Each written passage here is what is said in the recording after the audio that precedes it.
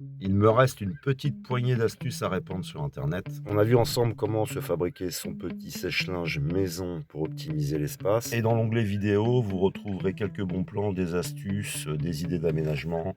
Facile à faire, on va voir ensemble comment se fabriquer des panneaux de porte avec des volets en bois coulissants. Et puis voilà, hein.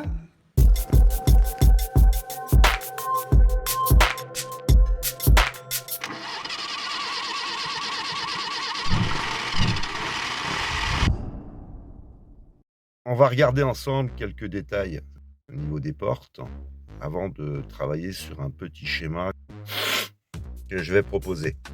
Les seules difficultés que tu vas rencontrer, c'est par exemple épouser les détails de ta porte qui sont importants, comme par exemple en haut à gauche. J'ai fait une petite découpe parce qu'à l'intérieur du véhicule, il y a un interrupteur pour ne pas l'écraser. C'est par exemple tout ce qui concerne la serrure, le moyen d'ouverture, etc. Après, pour le reste, c'est plutôt facile. Ne t'inquiète pas, ça va bien se passer. J'ai choisi un système amovible, mais tu peux bien sûr le fixer définitivement et faire une sorte d'étanchéité. J'ai mis 2 écrous et boulons à tête plate avec ce type d'entaille sur la porte elle-même pour permettre en fait d'emboîter, de faire glisser la porte, elle est fixe. Ensuite, je rajoute une petite vis tout simplement. Ça me permet d'une part d'utiliser la porte à autre chose, j'y reviendrai plus tard. Et ça me permet aussi de faire des gros entretiens régulièrement, puisqu'il y a des mécanismes à l'arrière des phénomènes qui font que c'est souvent derrière le panneau assez sale. Donc j'aime bien l'entretenir. En pleine nature et dans notre situation, le poids, le volume, l'espace est un enjeu. Donc usage multiple, c'est pas du luxe et surtout dans la nature. La facilité et la rapidité sont aussi 2 points importants. Quand on veut organiser, optimiser son véhicule, si c'est trop lent et trop compliqué, on ne va pas utiliser toutes les options. On verra ça dans une prochaine vidéo. En bas, rien d'obligatoire, hein, c'est un cache-misère. J'ai tout fait avec de la récupération. Mais après, si tu achètes des panneaux neufs, tu n'es pas obligé de mettre ce genre de choses. Mais quand même, l'intérêt de ce type de projet, ça va être de pouvoir, on va le voir, exprimer à 100% ta créativité. Pour le reste, tu l'imagines, tu peux obtenir une opacité totale dans le véhicule.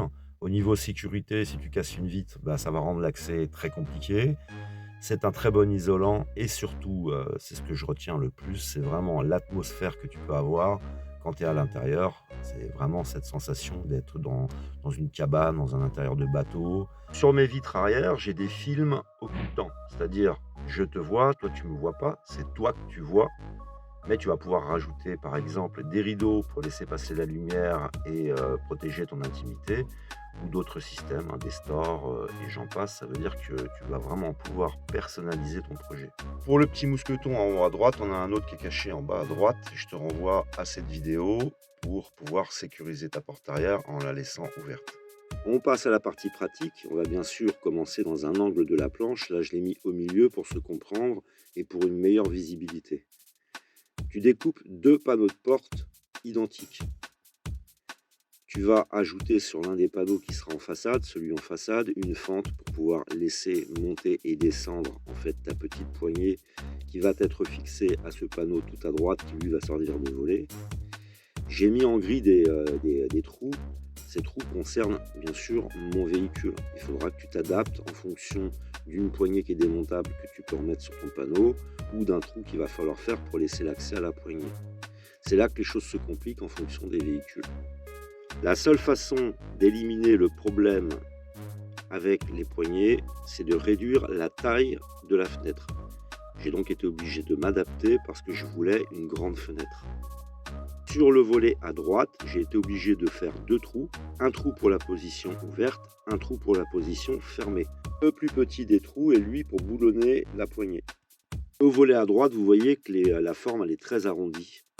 Tout a été adouci, poli, raboté pour que les bords, dans leur épaisseur, il y ait plutôt une forme courbée, une courbure, pas un angle droit. Il faut casser tous les angles droits pour qu'il y ait une bonne circulation quand vous aurez fermé votre coffrage. On voit au niveau des panneaux qu'il y a 2 découpes et qui laissent apparaître un cadre. Le but va être de prendre ce cadre et de le coller sur le panneau de porte avec la fente, celui qui est en façade. Donc sur ce schéma, Je vous ai montré en haut à gauche et en bas à droite la réduction du cadre dans sa longueur et dans sa largeur. Ça va permettre d'avoir la dimension exacte pour pouvoir aller la coller et créer une surépaisseur. Vous pouvez en ajouter 2 cadres si vous prenez le même bois pour le volet. Moi, ce que j'ai fait, j'ai pris un autre bois beaucoup plus fin pour le volet et je n'ai collé qu'une surépaisseur pour pouvoir mettre votre volet à l'intérieur et qu'il puisse circuler librement. Coller ce cadre va aussi permettre, avec sa surépaisseur, de pouvoir visser votre panneau derrière. J'ai mis une multitude de vis sans transpercer le panneau en façade. Ça veut dire qu'il n'y a pas d'imperfection. C'est la seule façon parce que si vous utilisez un bois bien sûr trop épais, vous allez avoir un véhicule hyper lourd. J'ai eu besoin une fois de réouvrir l'ensemble pour pouvoir faire des petits réglages, des petits ponçages, etc. Donc, coller tout l'ensemble, ce serait, je pense, une erreur si vous avez besoin d'intervenir à l'intérieur pour une raison ou pour une autre. Vous allez pouvoir ensuite mettre votre petite poignée. Ce sont des poignées de tiroirs, des poignées de meubles que l'on peut retrouver chez tous les grands distributeurs de bricolage. Avant de faire le montage, vous allez passer la partie qui se visse dans le petit volet. Vous montez tout l'ensemble. Une fois que l'ensemble est monté, vous pourrez visser la poignée. La partie qui se visse, c'est une tige filetée. Il faut soit la couper, soit faire des ajustements avec des rondelles. J'ai fait un peu les deux. Pour monter et descendre le volet, il suffit de desserrer donc la petite poignée. Vous la remontez, vous resserrez et vous voyez qu'il y a une rondelle plus large que la fente pour permettre d'avoir une bonne prise. Ce que j'aime dans ce type de projet, c'est qu'on peut laisser libre cours à sa créativité. Vous pouvez faire toutes les formes que vous voulez. Si vous êtes inspiré par exemple par une pratique spirituelle, vous allez choisir un symbole. Vous pouvez dessiner un soleil, une lune, des carrés, des triangles, faire tout ce que vous voulez. Dernier petit conseil, pour prendre les mesures de vos panneaux, fermez vos portes, entrez à l'intérieur. Avec un marqueur fin qui ne soit pas bien sûr indélébile, vous faites le contour. Ensuite, vous pouvez ouvrir les portes et prendre vos mesures beaucoup plus confortablement. Choisissez un très bon bois du type bois marine, des bois traités, ou alors faites une bonne protection, c'est ce que j'ai fait. Ne laissez pas un seul centimètre carré. N'oubliez pas que souvent les portières sont ouvertes, on oublie de les refermer, on est en train de faire autre chose. Ça va prendre la pluie, ça va prendre les variations de température. Donc protégez tout bien avant de faire vos collages, vos montages. Et n'hésitez pas de ce côté-là. Pour certains véhicules, ils ont la chance d'avoir une fenêtre beaucoup plus centrée. Ça peut permettre donc d'inverser le système. C'est de faire une fermeture de haut en bas plutôt que de bas en haut. Donc ça élimine toutes les problématiques de serrure et d'accès à une poignée, etc. Bon courage, bon bricolage à ceux qui vont se lancer et bonne route à toutes et à tous.